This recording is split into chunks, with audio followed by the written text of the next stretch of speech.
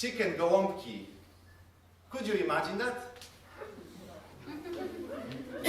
Not pork, not even beef, chicken. It was total heresy in the tomato sauce. And then I knew, that day I knew that not amount of love could cover that. I failed again on my quest pursuing happiness. I called my dad. Dad, she ate chicken gołąbki. After a long, heavy silence on the line, son, you have to be gołąbek, you know, a pigeon. Be above all of it. Dad, it doesn't make any sense. Be above all? How does pigeon shows it's above all? It flies in, poops on everything, and flies away. I became a manager.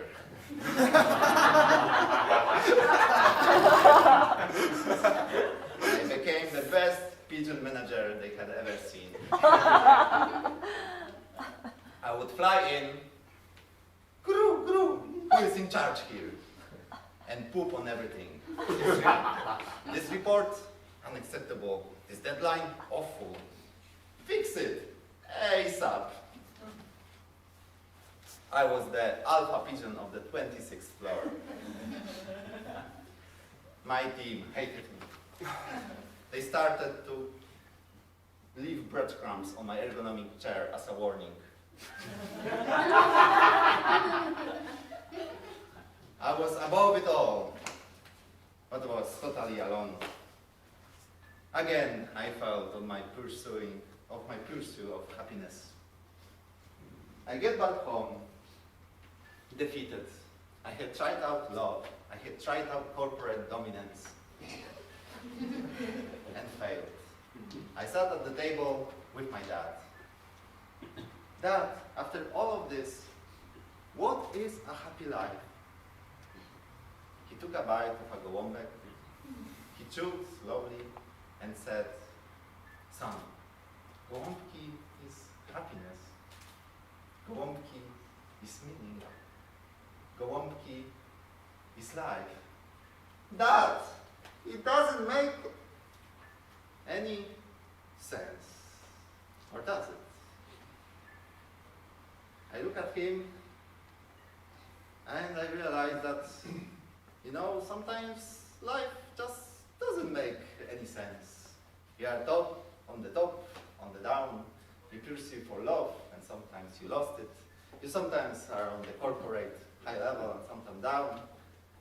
But in the end, sometimes it just doesn't make any sense. There's no point sometimes of pursuing any meaning, just accepting him. I was looking at him and he was just sitting there, eating his meal and making jokes of me. You want to be happy? Just go home, invite some friends, family, and make yourself some good, then go on.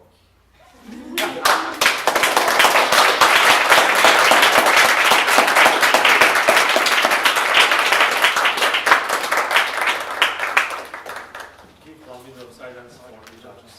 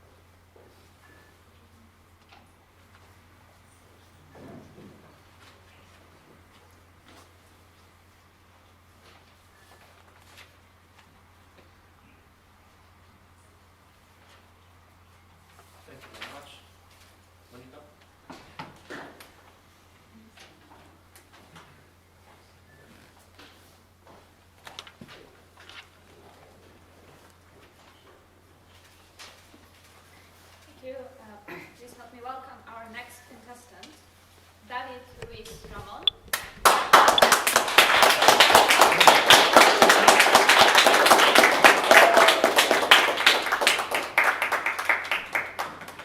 Dracula, Robocop, and 1,000 Girlfriends. Dracula, Robocop, and 1,000 Girlfriends, David Luis Ramon.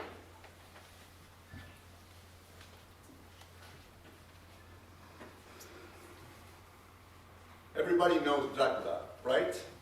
The vampire. And everybody knows Robocop from the movie. Half robot, half human being, policeman. When I was a child, they called me Dracula.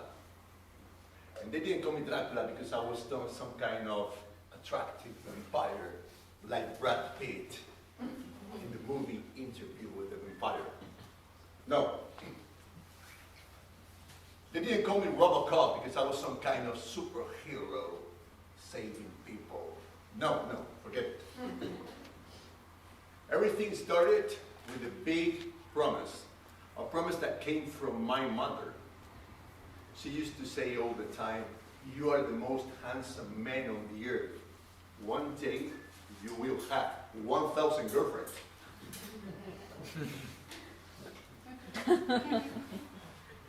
When I was 7 years old, I had a breathing problem.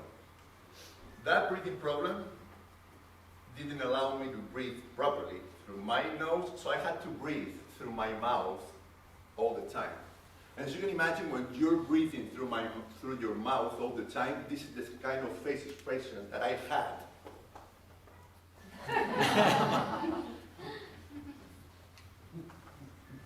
Do you really think my friends in Spain said something like, "Poor David, he cannot breathe through his mouth"? No. One day somebody said, "David looks like Dracula!" And I became Dracula. So for the next years, everybody called me Dracula. And you know what my mom said when I told her? "Hey mama, they're calling me Dracula." She said, "No worries. You are the most handsome man on the earth. One day you will have 1,000 girlfriends." Really? A few years later, when I was around 11 years old, that breathing problem became something more serious. Now I needed braces. Braces is something that nowadays everybody, or most people, uses, or at least everybody knows somebody who uses. You see it on TV, celebrities, actors, actresses, YouTube, influencers on YouTube. But 35 years ago, in Spain, metal, wire, guess what it became? Robocop!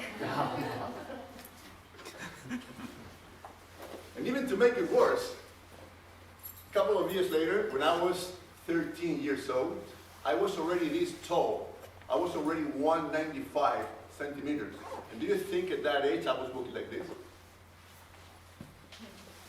No. All my friends were like this, and I wanted to be like them, so I started to walk like this. Plus, I was a teenager. My face got full of red spots, cysts, pimples, and of course, by that time, I was feeling attracted by women. And since my mom had been telling me for so many years that I was going to have 1,000 girlfriends, that's what I thought I was going to have. But no, girls were laughing at me all the time. "Hey, Robocop! Dracula!" Like that, because they were smaller than me. "Robocop! Dracula!" What's going on here? Big expectation. 1,000 girlfriends, 0 results. 0 girlfriends. So I decided to change the strategy. And I became a nice guy. And for those of you who just landed on planet Earth, a nice guy is this kind of man who gets from women things like, "I really like you as a friend." Or even worse, "I really love you as a friend." And by this time of this speech, you all know what my mom said, right? When I said to her, "Mama, I'm getting rejected all the time." What did she say? "No worries. You're the most handsome man on the earth. One day you will have 1,000 girlfriends. When, mama? When? Because the big promise was 1,000 girlfriends, and right now it's 0 girlfriends. A couple of years later, I got the braces removed. I could no longer be called Dracula. I could no longer be called Robocop. Actually, my body got straight. And just a few years later, when I was around 18 years old, I started to use the makeup of the men. Do you know what the makeup of the men is? Beard. The beard. And not only that, I began to dress in a more elegant way. And I began to iron my shirt, very important, and my pants, and cleaning my shoes. Are you guys taking notes? Because if you're single or divorced, and if you're not taking notes, you're all candidates to get things like, I really like you as a friend.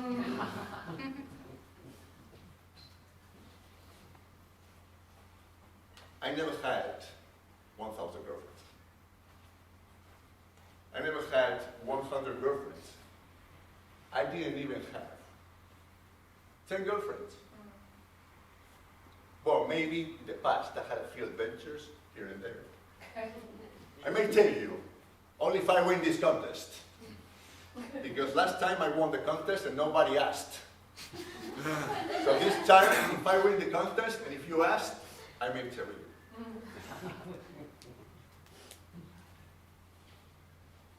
Before I leave, to me the real protagonist of this speech was my mother. When I was preparing this speech, as well as the area contest, and where everything started in my club, Speaking Elephants, I always imagined my mother sitting here on the first row. She would probably be smiling, maybe crying, melting to see her son on stage, even though she doesn't speak any English. And if she were here, I would say to her, Mama, I never had 1,000 girlfriends. And her answer will probably be, no worries, you're the most handsome man on the earth. Thank you so much.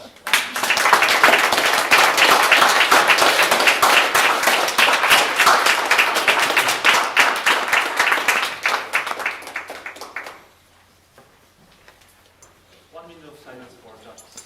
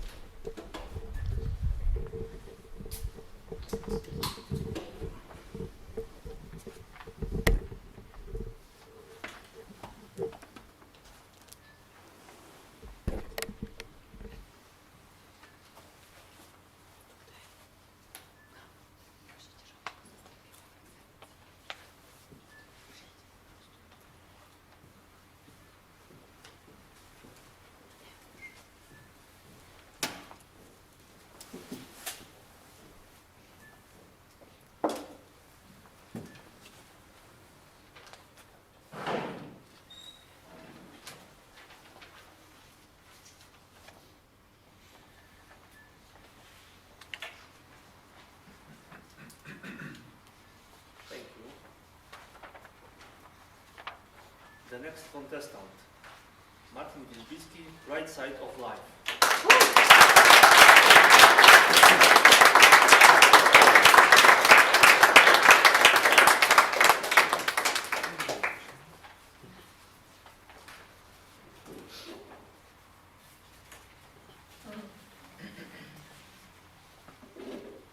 Right Side of Life, Martin Wierzbicki.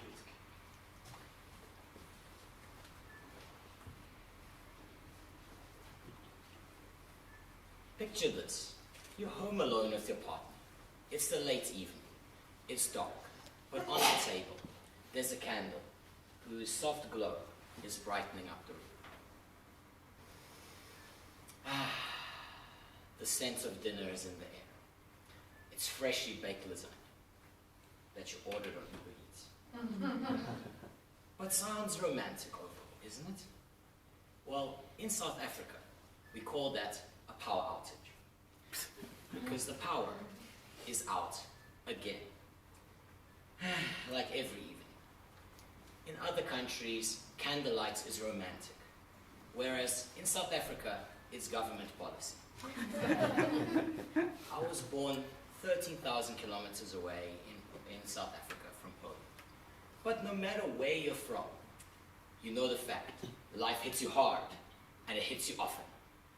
And sometimes life will give you a hard hand. And if that doesn't get you down, don't worry.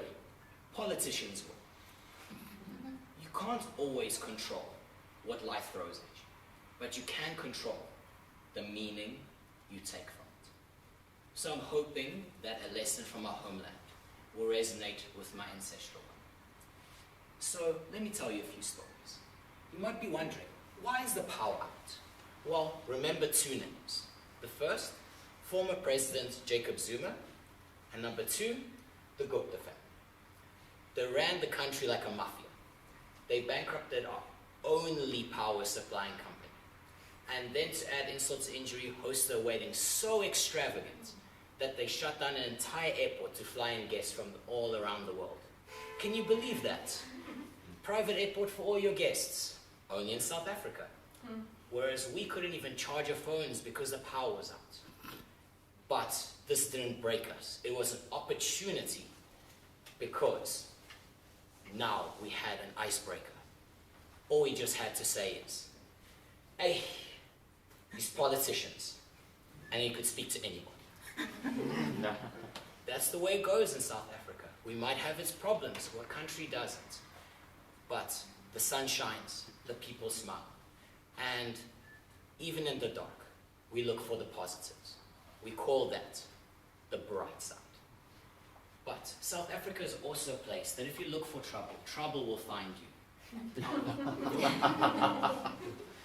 I was walking home from an exam, cheerful, because I passed, dancing, not focusing, and then footsteps and a sharp object against my back.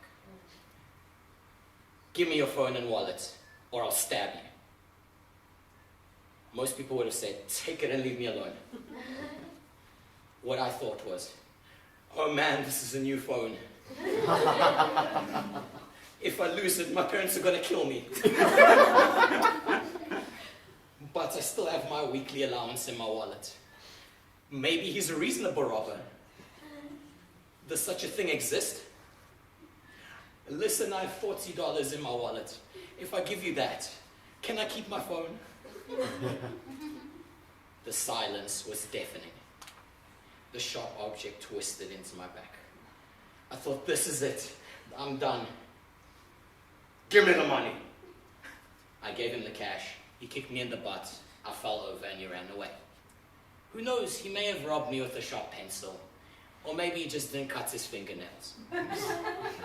But I survived, and I took a lesson out of this. Negotiation is never off the table.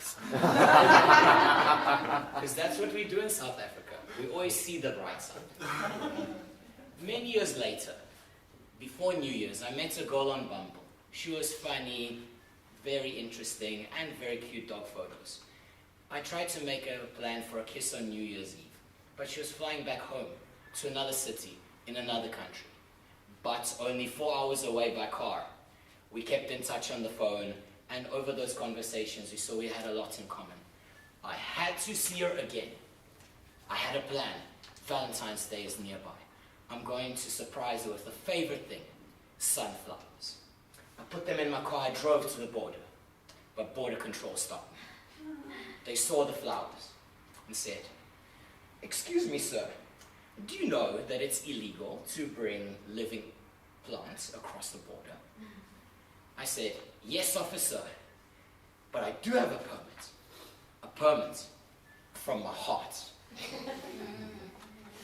I drove to my lady friend's place and the flowers made an impression. Why? Because she said, "Well, my dad is visiting. Would you like to meet him?" Now, gentlemen, when you hear that, you can't say no. He asked me, why are you here? I thought, well, your daughter. But what I said was, well, in South Africa we have 10-hour power cuts and no water, so I thought I would visit the neighbors. South Africa really seems to have a lot of problems these days.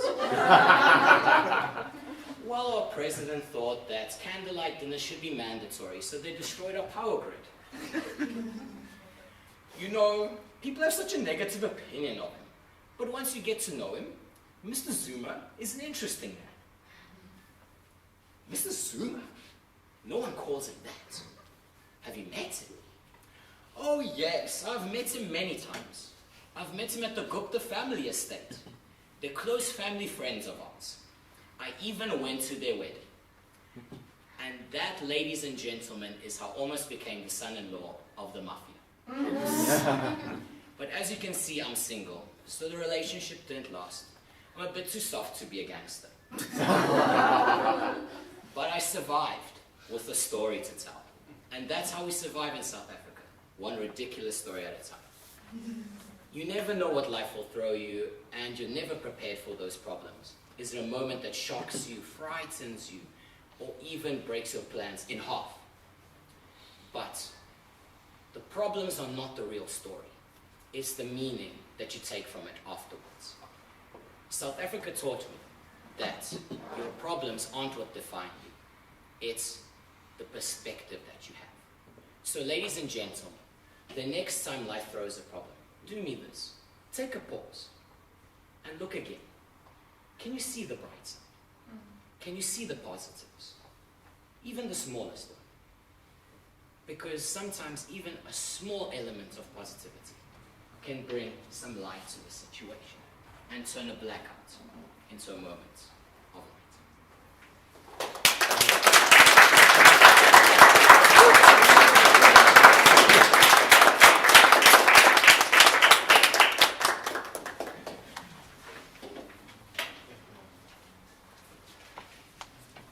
One minute of silence for the judges.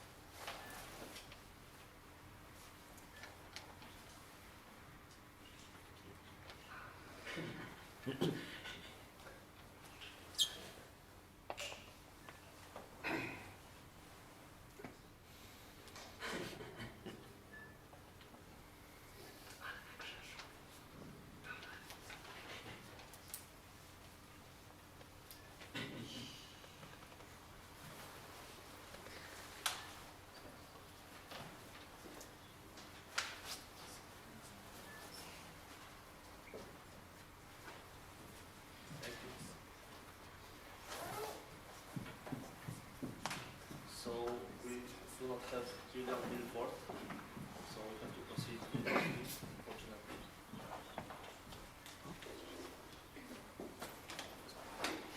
So our next contestant isn't here, unfortunately, so we will move on to the one after him. And please help me welcome here on stage Michał Woszczyk. I can handle this.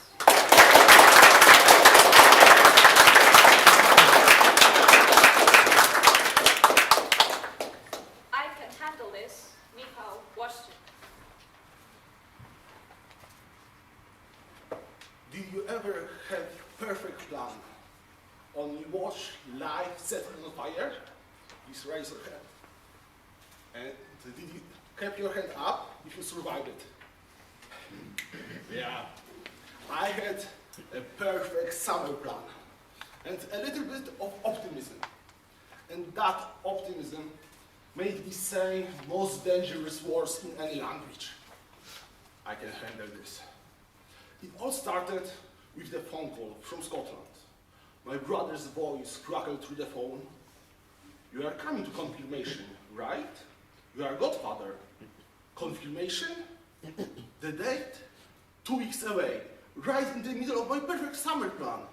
Reunion dinner with my oldest friends and trip to Mazury, Polish paradise. 3 trips, 2 countries, 1 week, 0 common sense. I whisper, I can handle this.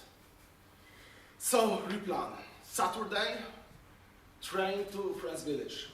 Sunday, fly to Scotland. Wednesday, Mazury. Look like perfect plan, on paper. In reality, Polish trains laughed in my face. By the time I arrived, sun was gone and mosquitoes owned the place. My friend greeted me at the door with this kind of face of a man who accepted his fate. Good luck, mate. Confused, I greeted his wife. She came beaming with a smile. I tried something experimental for dinner. That was scientists say right before explosion. She set dish on the table. It looked like lasagna, headfoot curry, and both had lost. I took a bite. It food back. My friend didn't say a word, only slide a glass across the table. I reached it like a driving man grabbing the lifeline. It burned through my soul. It dashed out. It's 70% moonshine. But hey, at least erase the taste. She smiled at me. Do you like it? I smiled. It has a very distinct flavor profile. And I thought, but I can handle this. Next morning, 2 hours of sleep, my stomach still in full rebellion. Every sound felt like a threat. At Warsaw Airport, at security, dog comes sniffing my bag. He froze like he found a crime scene. Officer rushed over, slowly opened my bag, and then smell hitas like divine punishment. Inside, small container with that dinner. I didn't even know she had packed it. Farewell gift from hell. Officer blinked through tears. Sir, what is this? Dinner, love, and terrible mistake. They seal it in the bright yellow biohazard bag. Spray there something that probably killed insects in 3 time zones. And waved me through. And I could only whisper, I can handle this. I arrived at Scotland. Lot of castle, whiskey, and rain that doesn't fall. It aims. I rushed into the church right on time, drenched from head to toe. My brother saw me and greeted me with, "It's good that you make it." But now I lost 10 pounds. Apparently, there was a bet. Ceremony started calm and solemn, and I was fighting the urge to not fall asleep while standing. My head still bobbing up, yeah, like a dashboard toy. And then came my nephew, little, serious, in suit 2 sizes too big.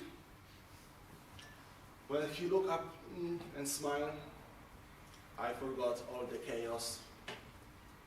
And I thought, totally worth it. 2 days later, I finally reached Mazury, land of 1,000 lakes. Place so peaceful, even your phone signal get lost trying to relax. In the morning, mist hovered across the lake. I stepped into a canoe. Paddle once, paddle twice, and for first time in the whole week, nothing went wrong. Just me nature, silence, me chewing on the moment. And I whispered, I did handle this.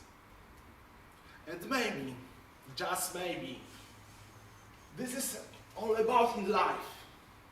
If you don't bite off more than you can chew, you never discover what we are really made of.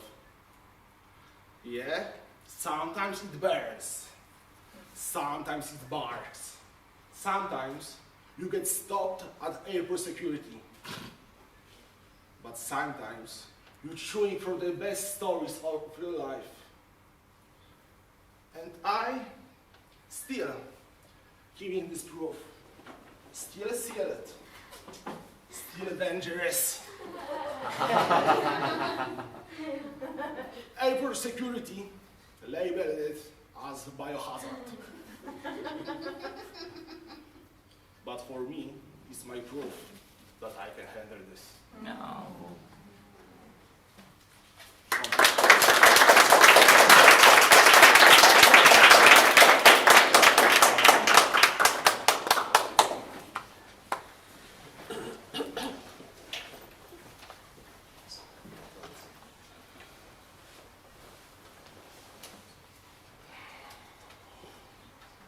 Now the judges will be given all the time they need to complete their ballots.